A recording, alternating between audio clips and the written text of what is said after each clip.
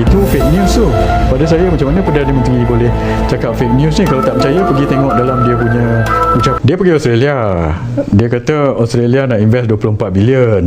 So sebab itu bila berita ni keluar, saya tengok dalam Facebook, dalam ini dekat apa portal-portal media tempatan, komen-komen dan banyak emoji gelak daripada emoji suka.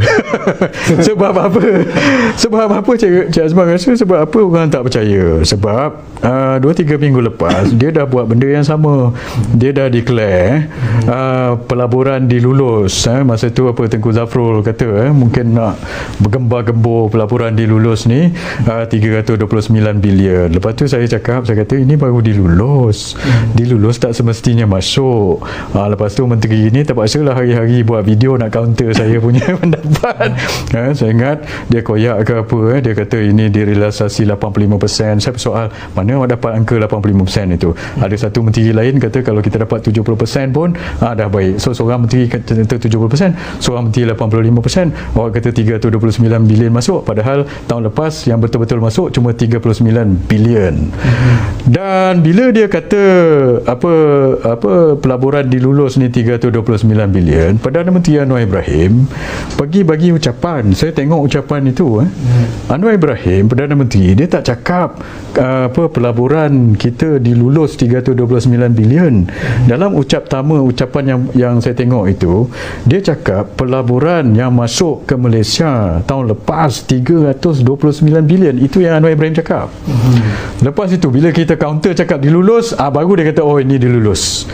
So kalau tak ada orang macam kita ini perbetulkan, dia forever lah dia bagi berita yang itu fake news tu. Pada saya, macam mana Perdana Menteri boleh cakap fake news ni? Kalau tak percaya, pergi tengok dalam dia punya ucapan tu. Dia kata pelaburan yang masuk 329, dia tak cakap pelaburan yang dilulus. Cuba tengok di situ. Bila kita betulkan, barulah menteri-menteri ini scramble untuk kata ini dilulus. Lepas tu bila kita counter, dia kata realisasi dan sebagainya.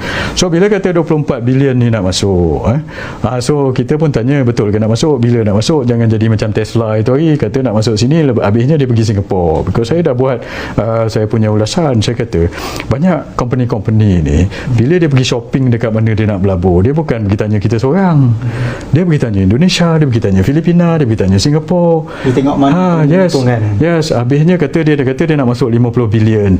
Thailand pun register yang dilulus 50 bilion, Singapura register 50 bilion, Filipina register 50 bilion. Kita pergi war-warkan kita pun lulus 50 bilion seolah-olah pelaburan tu dah masuk.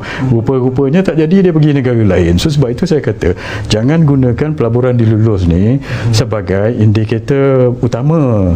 Kita bolehlah bagi tahu kan, okeylah kita ada potensi untuk ini, tapi bukan untuk kita mendabik dada dan mengatakan bahawa kita selesai dah semua masalah ekonomi kita sebab pelabur dah yakin. Itu bukanlah yang bukan sebenarnya. Bukan pengukur dan bukan menunjukkan fakta ataupun hakikat yang sebenar.